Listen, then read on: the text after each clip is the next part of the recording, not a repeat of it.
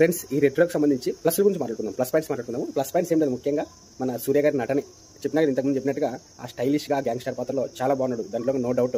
అదేవిధంగా ఇంకోటి నాకు నచ్చింది పూజ హెగ్డే గారిది సూర్య గారి ఇద్దరు కాంబినేషన్ జోడీ చాలా అంటే చాలా చూడముచ్చటగా ఉంది. వీళ్ళిద్దరు కలయికలో భవిష్యత్తులో కూడా ఇంకొక సినిమా రావాలని కోరుకుంటున్నాను. చాలా బాగుంది.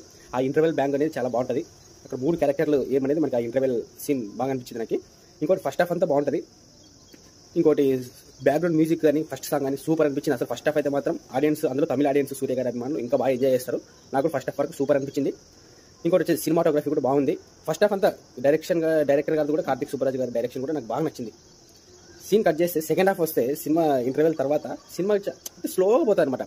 అంటే ఫస్ట్ హాఫ్ వరకు చూపించినంత ఫాస్ట్ కానీ ఫస్ట్ హాఫ్ వరకు ఉన్న దాని ఇంట్రెస్ట్ కానీ సెకండ్ హాఫ్ వచ్చేప్పటికి కొంచెం బోర్ అనిపిస్తుంది. కొంచెం సెకండ్ హాఫ్ కొంచెం లెంతీ అనిపిస్తుంది. సినిమా కూడా 2 hours 48 minutes ఉంటుంది. సెకండ్ హాఫ్లో కొంచెం ట్రిమ్మింగ్ చేసింటే, ఎడిటింగ్ చేసింటే ఇంకా బాగుండేది అని నాకు అనిపించింది. అదేవిధంగా సెకండ్ హాఫ్లో సూర్య గారి పాత్ర గురించి చాలా బాగా తీసుకొచ్చినారు. కానీ అదే పాత్ర క్లైమాక్స్లో అంత విలన్స్ చాలా పవర్ఫుల్ చూపిస్తారనమాట. ఆ క్లైమాక్స్ అనేది నాకైతే నచ్చలేదు ఫ్రెండ్స్. ఇంకా బాగా తీసింటే బాగుండేది అనిపించింది. ఓకే, ప్రీ క్లైమాక్స్ కూడా కొంచెం ఓకే అనిపిస్తుంది. ఇంకొంచెం బాగా చేసింటే బాగుంటుంది. సెకండ్ హాఫ్లో కొన్ని సూపర్ మూమెంట్స్ ఉన్నాయి, లేవని కాదు. సెకండ్ హాఫ్ అంతా బాగాలేదని కాదు, కానీ సెకండ్ హాఫ్ కూడా బాగుంది. కానీ కొంచెం లెంతీ అనిపిస్తుంది. అది ఎడిటింగ్ చేసింటే బాగుండేది. అదేవిధంగా